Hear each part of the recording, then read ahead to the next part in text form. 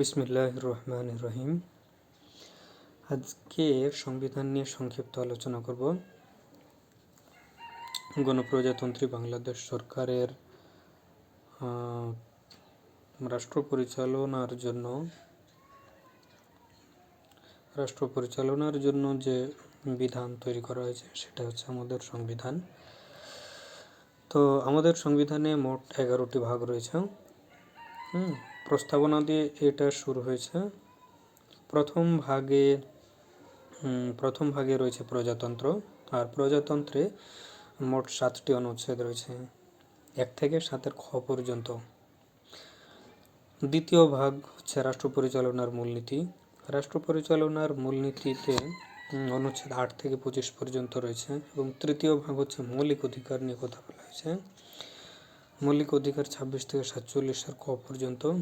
চতুর্থ ভাগ নির্বাহী বিভাগ 48 থেকে 64 অনুচ্ছেদ পর্যন্ত। চতুর্থ বিভাগ নির্বাহী বিভাগে মোট 5টি পরিচ্ছেদ রয়েছে। প্রথম পরিচ্ছেদ রাষ্ট্রপতি নিয়ে বলা হয়েছে, যেখানে 48 থেকে 54 অনুচ্ছেদ পর্যন্ত। এবং দ্বিতীয় পরিচ্ছেদ হচ্ছে প্রধানমন্ত্রী মন্ত্রিসভা নিয়ে, যেখানে 55 থেকে 58 ক পর্যন্ত অনুচ্ছেদ পর্যন্ত প্রধানমন্ত্রী মন্ত্রিসভার সম্পর্কে বলা হয়েছে। 2 ক পরিচ্ছেদ বিলুপ্ত। এবং তৃতীয় পরিচ্ছেদ স্থানীয় শাসন সম্পর্কে বলা হয়েছে, যেখানে 59 থেকে 60 পর্যন্ত 2টি অনুচ্ছেদ স্থানীয় শাসন নিয়ে বলা হয়েছে। আর চতুর্থ পরিচ্ছেদ প্রতিরক্ষা কর্ম বিভাগ সম্পর্কে, যেখানে 61 থেকে 63 পর্যন্ত অনুচ্ছেদ।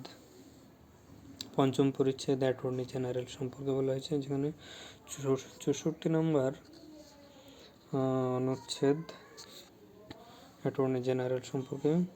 পঞ্চম ভাগ আইনসভা 65 থেকে 93 পর্যন্ত অনুচ্ছেদে আইনসভা সম্পর্কে বলা হয়েছে। প্রথম পরিচ্ছেদ হচ্ছে সংসদ, যেখানে 65 থেকে 79 পর্যন্ত বলা হয়েছে। দ্বিতীয় পরিচ্ছেদ হচ্ছে আইন প্রণয়ন ও অর্থ সংক্রান্ত পদ্ধতি। এবং তৃতীয় পরিচ্ছেদ হচ্ছে অধ্যাদেশ প্রণয়ন ক্ষমতা, যেখানে শুধু 93 অনুচ্ছেদ সম্পর্কে বলা হয়েছে অধ্যাদেশ প্রণয়ন সম্পর্কে ক্ষমতা।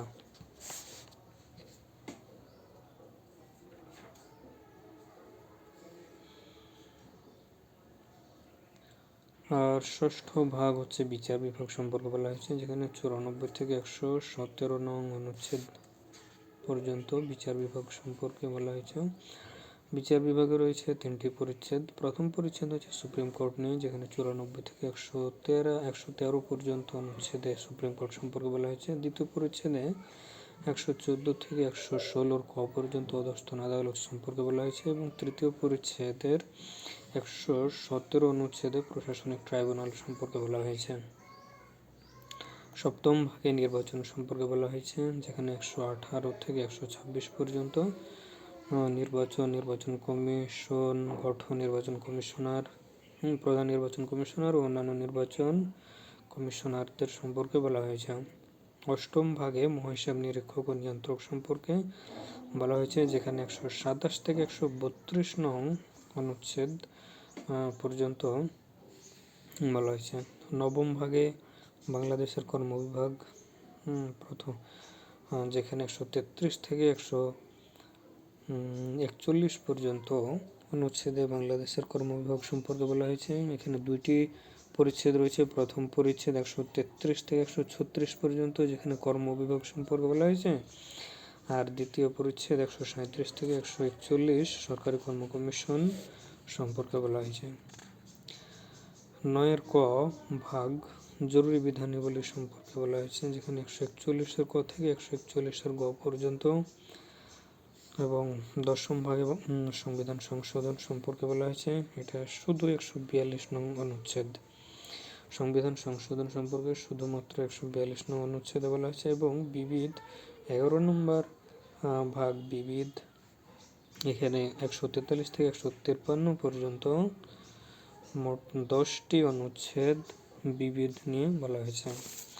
বাংলাদেশের সংবিধানে মোট 7টি তফসিল রয়েছে। প্রথম তফসিল হচ্ছে অন্যান্য বিধান সত্ত্বেও কার্যকর আইন।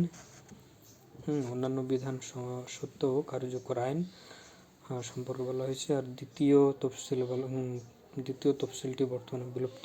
তৃতীয় তফসিলে শপথ ও ঘোষণা সম্পর্কে বলা হয়েছে এবং 4 নং তফসিলে ক্রান্তিকালীন ও স্থায়ী বিধানাবলী সম্পর্কে বলা হয়েছে। পঞ্চম তফসিল হচ্ছে 1971 সালে 7 মার্চ তারিখে ঢাকার রেসকোর্স ময়দানে জাতির পিতা বঙ্গবন্ধু শেখ মুজিবুর রহমানের দেওয়া ঐতিহাসিক ভাষণ এবং 6 নং তফসিলে 1971 সালের 25 মার্চ তারিখে মধ্যরাত শেষে অর্থাৎ 26 মার্চ প্রথম প্রহরে জাতির পিতা বঙ্গবন্ধু শেখ মুজিবুর রহমান কর্তৃক প্রদত্ত স্বাধীনতার ঘোষণা। আর 7 এবং সর্বশেষ তফসিল 1971 সালের 10 এপ্রিল তারিখে মুজিবনগর সরকারের জারিকৃত স্বাধীনতার ঘোষণা সম্পর্কে বলা হয়েছে।